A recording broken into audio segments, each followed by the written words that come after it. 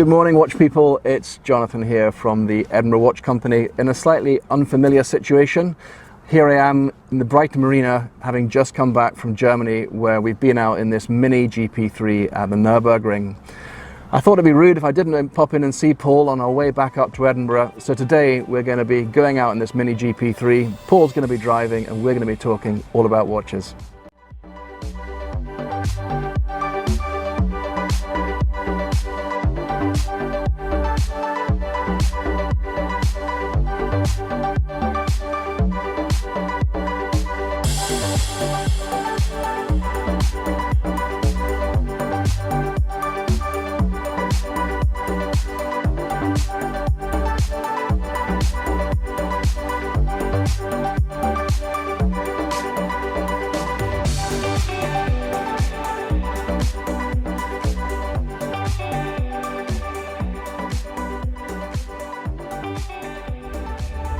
Jonathan, it's lovely to see you, my friend. Where have you been? Tell us all about where you've been. Well, I've been to Petrolhead's Mecca. It's known as the Nürburgring, Paul, out in the Eifel Mountains in Germany. And I've been out there because I've been sponsoring an event out there, which was called Ring Masters Prime, which is 2 days on this roughly 13-mile circuit, and the track was to ourselves with about 100 cars. So I've been a sort of partner of Destination Nürburgring now for a couple of years, and I think with the association of cars and guys and watches, and there's some ladies out there too, I should add, it's just a really good synergy to be getting involved with, to sort of promote the EWC brand. Sure. And there are people there from all over the world. So how long have you been going out there? About 15 years, something like that, in varying cars. But this time I took out this Mini, and what we're in today is a car that has evolved through the years, and a little different from the Mini I think you used to have, but the same ethos behind it. Same breed. Absolutely, it's about fun. So in 2020, Mini introduced this new GP3, which follows the GP1 and the GP2, and it's really designed for guys who want the ultimate sports driving, so redesigned for track. And this car's been tested thoroughly at the Nürburgring, so it felt the right thing to take it home and go and have a couple of days out there. So it's been a really, really good trip. So what's the spec of the vehicle? What's the horsepower and etc, etc? Tell us about that. So it's based upon the Mini Cooper S, the John Cooper Works. And it's got no back seats. Everything is about lightness. It's about the pure driving experience. So starting the engine wise, it's 306 horsepower, which a normal Mini would be 120, a John Cooper Works maybe 230. So they've really stretched the envelope on this and given it some serious power. So 306 horsepower is actually the BMW 135 engine that's in it. As I say, the car's much lighter without the back seats in it. They put a limited slip differential in it. It's an automatic gearbox, which has there's been some protests from the manual gearbox fraternity, but life changes, and the gearbox it works really, really well for it. And a lot of manufacturers now with cars like this, it's all about time. It's about the time it goes around the Nürburgring, and basically the gearbox can change faster than you can. So automatic is the way to go. But apart from the engine, the suspension, the brakes, everything on this car is actually set up, is finely honed for just a great driving experience. So we're down at Brighton Marina. We're just coming out of the car park, if anyone wonders why it's so dark. I know you won't mind me asking you this, mate, because obviously, regular viewers of the channel know that, you had an unfortunate accident when you was younger, which has left you in the wheelchair. So tell the viewers how you drive this car. How has it been adapted for you as an individual and your needs? Sure. Just for some of those guys who may not have seen an earlier video when Paul and I talked extensively about my life in the background. If you hadn't had a chance to go and see that, it's a great video to go and see back in Paul's sort of video library. I'll put a link in the video description for that, guys. If you haven't seen it, I'll put it in the video description, and you can watch that one as well. Fantastic. Back in 1997, I fell off my motorbike. I broke my back, I broke my ribs, I broke my shoulder, I broke my wrist.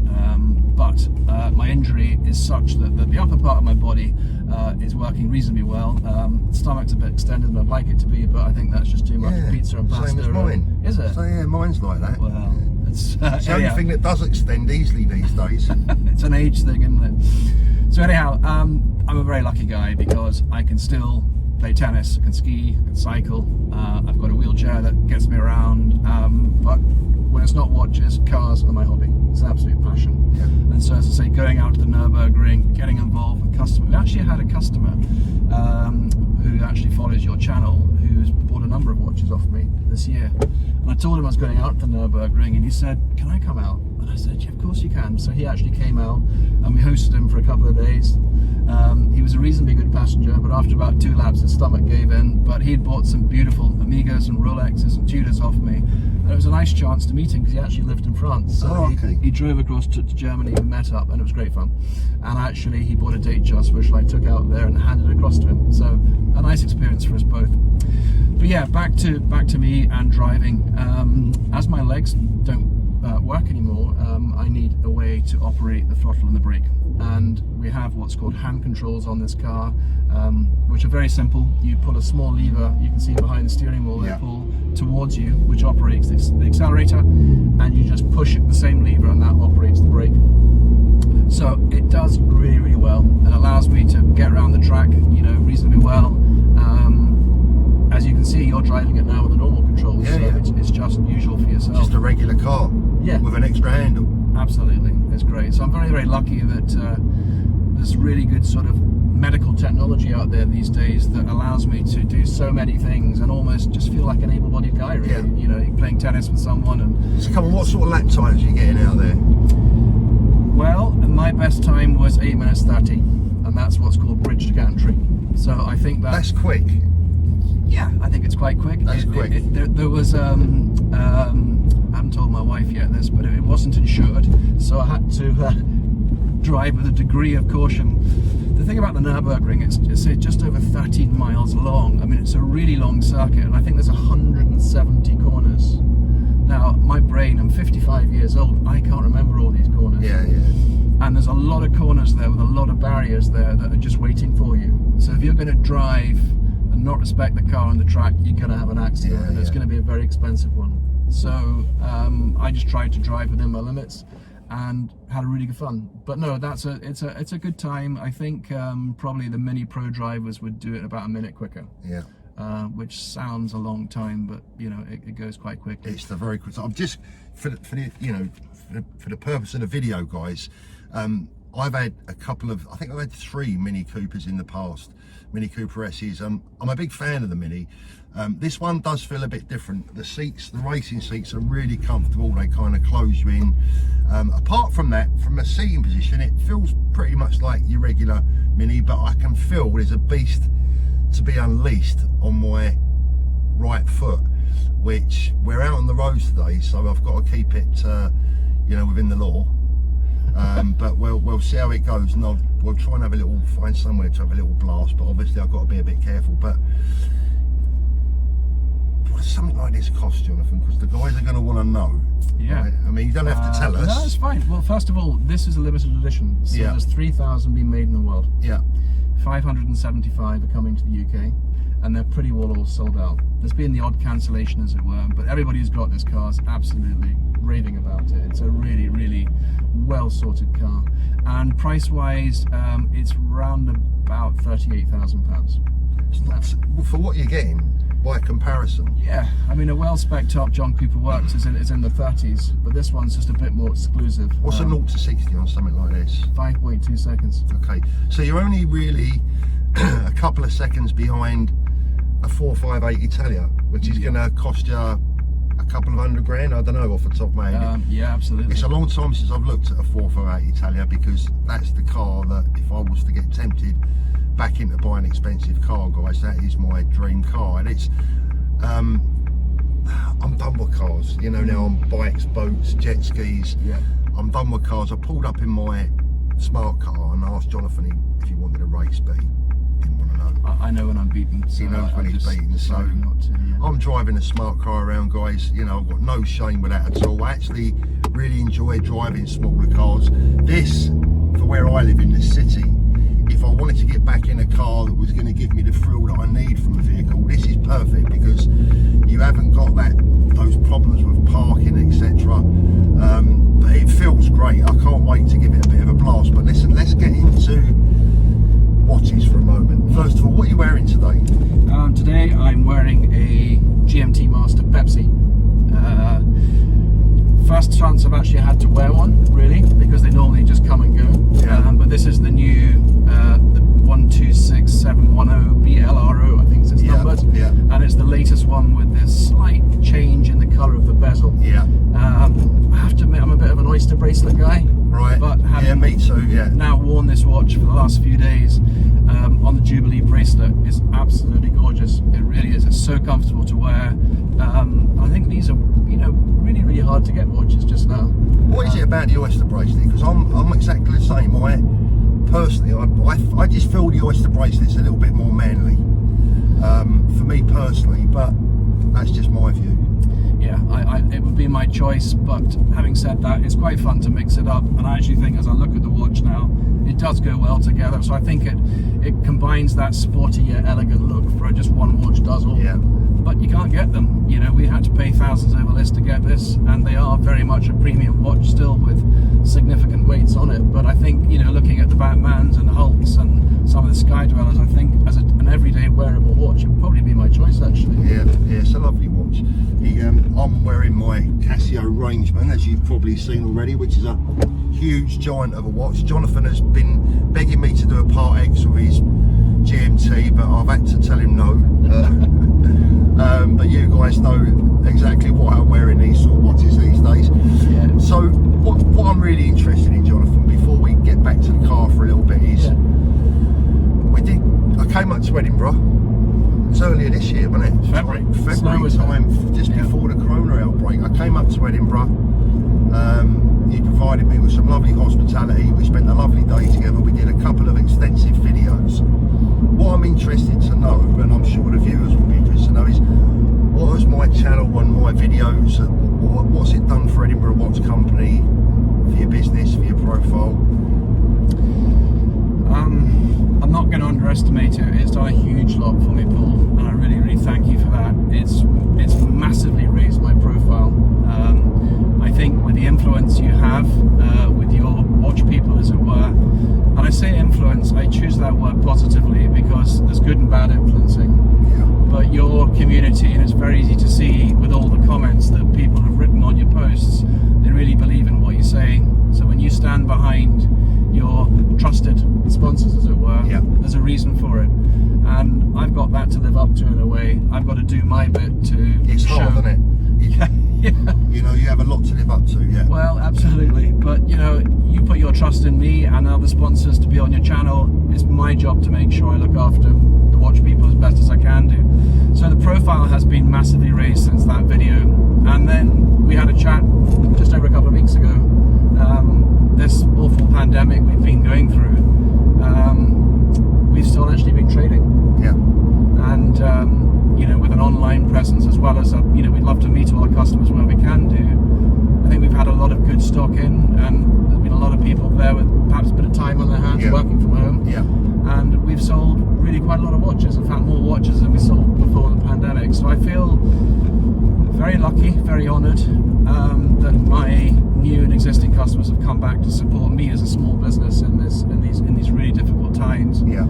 I think the important thing now is, as we hopefully come to the end of the pandemic and we don't see a resurgence in it, what does this mean? We're going to be seeing redundancies left, right, and centre. Does this mean that are we going to see more watches coming on the market? Well, we'll be here to help people as and when. Yeah. As and when that happens. But hopefully it's not going to happen. But the video you did for me recently was absolutely brilliant. Simply for those that haven't seen it, you went out to everybody and said, guys, Jonathan needs some watches, give him a call. Now that, for any watch dealer, is an incredible opportunity when you've got 23,000 followers out there. But the message was simple, and your followers did something about it. They called me, they wrote to me. I'm not exaggerating when I said I've had over 70 emails and 45 phone calls. Now, let's be slightly commercial for a minute. It's marketing to a point. Yeah. What do dealers spend on marketing? Often thousands of pounds in glossy magazines, television ads, etc. This has blown anything I've ever done away in the last nearly 6 years of business, and that's honest. But what it's allowed me to do, however, is to talk to people about their watches and try and give some, I guess, my view, a subjective view on the market by means of what these watches are worth. I took the approach to be totally transparent with people. I've said to everybody that's called me, this is why I think your watch is worth this. This is what I'd like to offer you for it. And this is what I'm going to sell it for. So you're actually telling them what you're going to sell it for as well? I am. And we've got to make a profit. Yeah, of course. But we, like everybody, and reasonably sized dealers, we pay VAT and corporation tax. So roughly, you can cut your profit in half at the end of the day, and that's what you make at the end of the day. So that's what we do. We are a business at the end of the day. But you know what? I think by taking that approach, your watch people have said, Jonathan, we never really had that before. That's unusual because at the end of the day, they're going to see the watch on the website at a price anyhow. So let's cover that now and make sure we're both happy. We've arranged then to get the watches to us. They've arrived the next day. They've been paid the same day the watches have arrived, and I was absolutely, it was lovely just to read some of the comments back from the watch people. Not only for you, who's provided that opportunity, but they've liked the way to do it. So I thank you, all of you watching, that have given me the opportunity to bolster my stock. And if you are still thinking about selling it, then love to take the opportunity to help you as well. And I'll do my best to give you the best price too. So that's what. So it's a long-winded way to answer your question, Paul, but really, the support. They're good viewers, my viewers, aren't they? There's not, I was talking to Chris Clark from Sonin Vintage Watches the other day. We did a little interview not too dissimilar to this, and I was saying to Chris that I haven't got millions of subscribers, I haven't even got hundreds of thousands of subscribers, but the viewers that I do have on my channel, I feel they're educated and they're serious people, and I think that's got a lot of mileage in it. The fact that they're proper watch people, looking for, they're genuine buyers, genuine sellers, educated, and that goes a long way, I think. I think it's that classic phrase, quality over quantity. Really. There's no other channel really out there that quite has such a library of information. I mean, if you knew nothing about a watch and watched a dozen videos, you get a really good understanding on what you need to know before you go and buy it, particularly a pre-owned watch, because you'd like to think, going and buying a Rolex from NAD, you're going to be pretty well okay. But having said that, there's also, if you looked at it like an investment point of view, if you wanted to be reasonably safe with your money, you're going to be safer buying a Submariner than a Datejust. These sorts of things, and I think that's always something that's in mindful's eye. Going back to profits, because this is where I get myself into a little bit of trouble now and again. David Khalil made a video about my previous statements about my profit margins on Rolex sports models being like 10%, etc, etc. But I mentioned this in a video the other day. Look, I'm going back quite a number of years now when the watches were more freely available, they were cheaper to buy. The excessive prices that we see today weren't applicable back then. So whilst it was the same industry, it was a different era, and people have to understand that, because I know that you probably get people ring up and say, oh, what about, Paul saying he only makes 10% on his watches, but it's things that have changed, haven't they? Yeah, absolutely. And I did get that call last week. It said Thorpe said that. So I thought you might. I think, well, let's look. I mean, correct me if I'm wrong here, but I mean, a Rolex dealer is around about 35%. 38.5. Okay, so it's nearing on 40%. And that's a brand new watch. With a dealers like myself, sort of thing.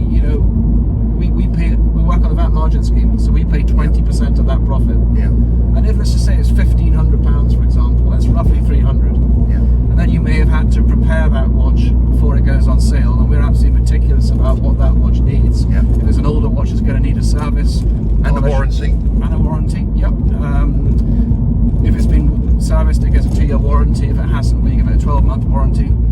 once all those costs are taken off, we then pay another 20% of what we call corporation tax, and then you get dividend tax. But in essence, I look at it very roughly as 50p in the pound. So I think if you've invested, I don't know, £12,000, you know, you've paid thousands over list for, say, a Pepsi, for example, then to make £1,300 or so on your investment net, I think that's okay. And actually, I'm quite happy with that, because I also look about the quality of service I try to provide. Everyone has to make a living as well, mate. I mean, at the end of the day, you know, I used to get people in my shop, and they would honestly, I never forget, one guy told me he would never, ever sell a watch to a dealer because he couldn't bear the thought of a dealer making a profit on his watch. And I just find that, to be honest with you, I find that a very narrow-minded attitude, really. I mean, look, when you go to Waitrose or Tesco's to do your food shopping, they're making a profit. You know, when you go and buy a gallon of petrol, you know, I don't know how much of that is made up of tax and VAT, but you're paying a lot of profit to a lot of people. So everyone's entitled to earn a living. Surely everyone understands that. Yeah, absolutely. And as I say, by being transparent about it, there's, you know, it just keeps everybody happy. Is your heart sufficiently bleeding enough yet, guys? Driving around in Jonathan's beautiful new Mini.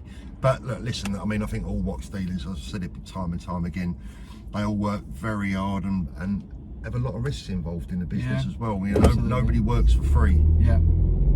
So, first impressions, Paul, of the Mini? Well, I can't wait to get it on a bit of straight. Oh, compared to the smart car, well, it's chalk and cheese, isn't it? I mean, I am a small. It's odd because I'm a small car fan and a big car fan. I love big cars, and I also love small cars. It's the in-betweeners that I'm not too keen on. I like small cars for their convenience of parking, etc., their nippiness, in and out of traffic, just their convenience. I love a big car because it's a statement, like a big watch. But as I said, you know, I mean, look, I've got a few years on you, mate, haven't I? At the end of the day, I've been there, seen it, done it, and worn the t-shirt as far as cars are concerned. I can't even begin to imagine how many vehicles I've owned in my life, and I find it very hard to get overly excited about a car unless it's obscene money. And these days, I've got better things to do with my money than to be spending £250,000 on a car. You know, I've got kids, grandchildren. I think it would be selfish. He says driving around in a boat and a jet ski and all, but they're not so expensive. They're assets that are relatively easily released, and you know, that kind of suits me. So what else has been going on in the watch world that makes you excited, Jonathan? Anything? Yeah, I think there's well, first of all, Tudor have brought out a new watch, which has had a lot of excitement, and I was very lucky. I actually managed to get my name on the waiting list for that, and I've actually got it. And it's the new Tudor Black Bay Blue. It's based upon the 58 model. So the Black Bay 58 has been an absolute classic and a really good seller for Tudor. But the blue one has just come from nowhere, really, and it's a great looking watch. Really, really good watch. I've yet to have one in my hand. I've seen lots of reviews. All the usual suspects have reviewed the watch, and you know, I can pretty much tell what you're going to get. I love the look of it. It's a very nice watch. I think, to be honest with you, over the last, time flies, doesn't it? But certainly over the last 3 or 4 years, value for money, I think the Tudor brand's hard to beat. I think that, I'm trying to remember what the price of it was now. Was it maybe 2.7, something like that? I'm not sure off the top of my head. It's got a really lovely shade of blue. It's just like faded jeans. And it's a great movement with an in-house chronometer. You can get them on stainless steel. They also come on a really nice blue leather. I think maybe a NATO as well. So it's a great watch for the money. So Tudor, that's a new one. Of course, we've got Rolex, I think due to announce the new models in September. I think that'll be quite exciting. Allegedly. And of course, the questions come back up again. Will the Hulk be stopped? You know, what will happen? I think my best guess is probably we're going to see a new movement in the Submariner. The movement we're seeing out in other watches. I think that would be a good thing to do. How do you think that will impact values of the current Submariner? It's a difficult one to say, isn't it? Because ultimately we all know what the movement does. I like the new movement a lot. The extra power reserve, for me at least, is very useful for someone that takes his watches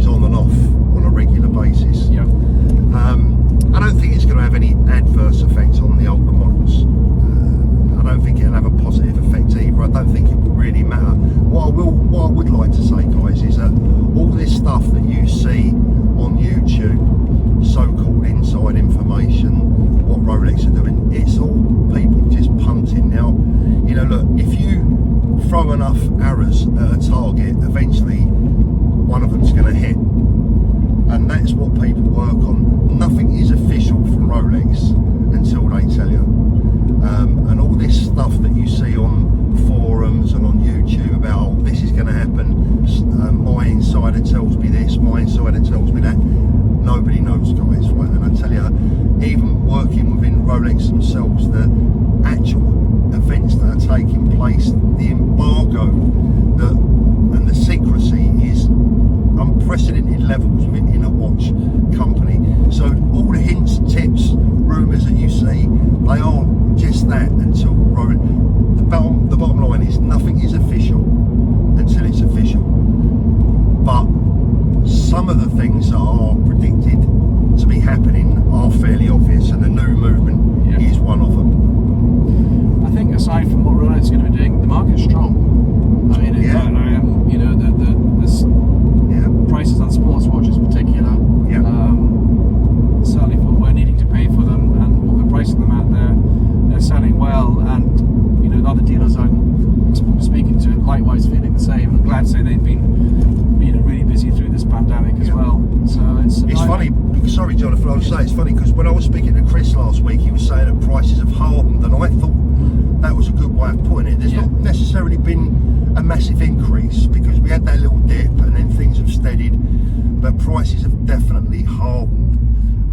And by that, what we mean by that is that whereas before there might be an extra 100 or 200 quid discount between a couple of dealers are just saying, well, look, no, because I can't get another one. You know, the public aren't out and about selling as much as they normally would be, perhaps. And prices have definitely hardened. I think we're in for, if I was going to predict the rest of this year, I think we're going to see increases again. I think prices are going to be going up, not back down again. I think we've had the wobble, and I think that wobble's over. And we're now going to start to see a slow but sure increase. But as I'm always saying, for anyone that wants to listen, you only have to look, if you want to know about prices with Rolex watches, just look in the history books. And there it is for everyone to see. Exactly. So for those that, I mean, at the end of the day, from an investment point of view, for those lucky enough to get one from an AD, well, you can't beat that. Exactly. And do it. Do it. You know, if you can, do it. And the rest is a very simple one. Are you patient or you're impatient? If you can't wait and you want to spend a bit more, then, you know, the independents like myself, you know, we try to keep the stock of them. Look, like it or not, there's a price for jumping a queue and for getting a desired model. There's a price to pay for impatience. Absolutely. And that's just me pointing out a fact. It's an unfortunate fact, but it is a fact. It's how much you want to pay for your impatience. Having said that, sometimes it's a bit more than pay. I mean, look, I had someone on the phone the other day that was told in an authorised Rolex dealership that the wait for a stainless steel Daytona was 15 years. Now, that was the AD's way of saying, we don't want to sell you a Daytona. Okay, so the wait list is not 15 years, but that's what he was told. Ironically, I don't want to give too much away because I wanted this guy to tell the story himself actually, but ironically, he went back, spoke to the manager of that branch and said, look, you know, I'm not a big buyer in your branch, but I'm a big buyer in your group with a proven history. And that 15-year wait went down to about 18 months. I bought 2 white dial ceramic Daytonas this week. So I'm quite looking forward to them coming in. Thousands and thousands over the list. So still, as you say, good strong prices. I think there are more ceramic Daytonas on the market now than there were before, by means of the aftermarket, as it were. It's still a cracking watch. I've had a ceramic white Daytona now for about 18 months, and it was just my stable watch, wore it all the time. I had many, many miles of fun out of it, and I had a lovely vintage Pepsi as well. And they're both gone. When they bought this thing you're driving.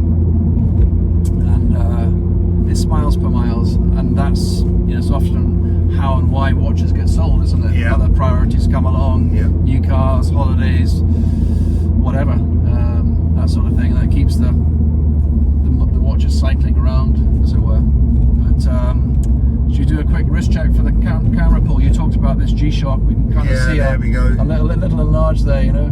He wants to swap, but I'm not having none of it. Yeah, Jonathan doesn't know this yet, but he's committed himself. He's sitting in the passenger seat now, and in a minute, I mean, he's kind of given me permission, but I'm going to take this for a spin in a minute. I'm going to let you know what it's like. I'm going to find myself a nice 70 mile an hour limit road, and we'll take it right up to 69.999 and absolutely see how fast it gets there. Yeah. I think when I ordered this car, there was one thing I forgot to tick the option box on, and that was suspension, because it's bloody hard, isn't it? It is, but look, come on, it's a track car. Absolutely. So what do you expect? I mean, I remember I bought a Lotus Exige once that I really fancied, and that was a real weapon. If anyone is not familiar with a Lotus Exige, it's a bit of a beast. The trouble is, I was in my early 50s when I bought it, and it doesn't matter who you are or what you look like, you can never look good getting in or out of a Lotus Exige, because you kind of have to climb out the door, put one hand on the floor. It's not the nicest things to be getting in and out of, but it was an absolute weapon. I thoroughly enjoyed that car for a few weeks before I sold it.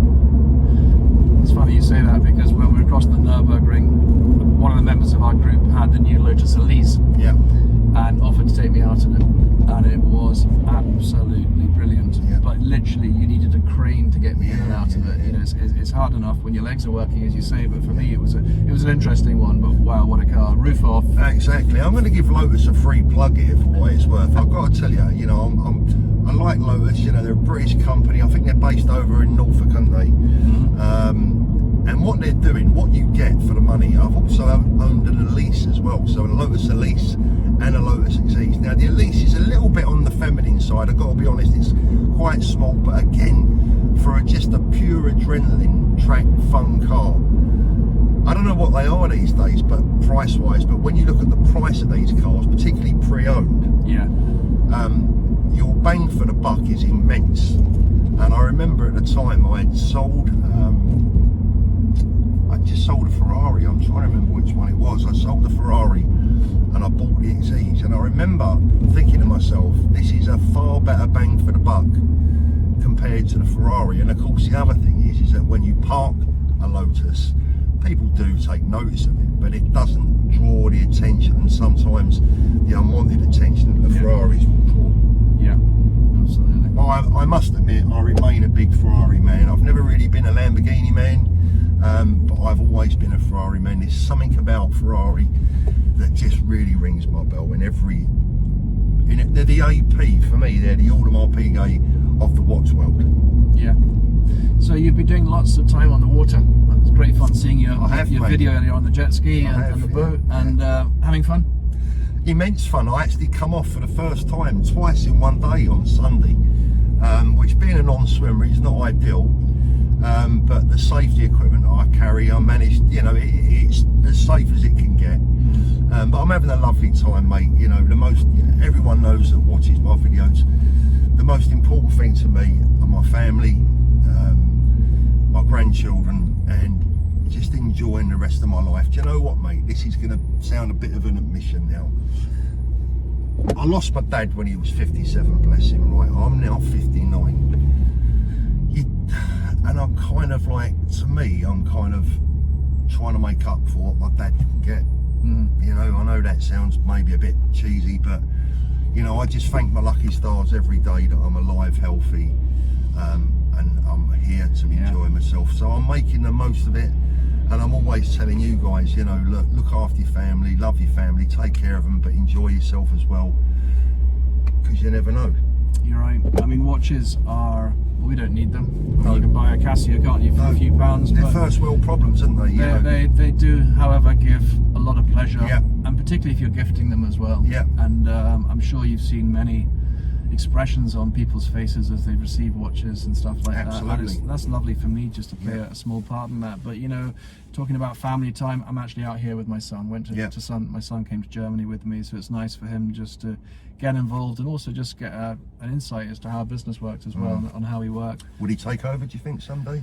No. But having said that, he has actually just bought his own watch. So he's been working for the last 2 years in a restaurant, and he's saved up, and he spotted a watch on my website. Really hard negotiator though, really hard negotiator. But he bought a Breitling, and he's absolutely chuffed to bits with it. Wears his Breitling cap, and so it's nice just to see that at 18 years old, not something that's actually been gifted. He's actually worked hard for it. So I think that makes it ever more special. So there we are. So what's your plans today then? You're back off up to Edinburgh? I've got to get to Edinburgh. Yeah. I don't know how long that's going to take, maybe 8 or 9 hours or something, isn't it? Probably from here. Mind you, probably about 3 hours in this, I reckon. I have a very sore backside by the time I get back home from a hard drive in this thing, but hey, it's good fun. That's really good to see you. Mate, I'm honoured that you've popped down on because you've had to make a bit of a detour. That's been well worth it. But I know that the guys watching, I say the guys, we don't get any women, mate. We don't get any women. Is it us? Do you think it's because it's us? I think it's you. Oh, no, okay. I think it's you, mate. Right, I think it's you. Okay. We don't get any women really watching the channel, which is kind of, I did start thinking about doing a few videos topless, but then I might start losing the men as well. So I think I better carry on as I'm going. You could put a Jenny L mask on. No, I don't think it would work, mate. I haven't got the accent.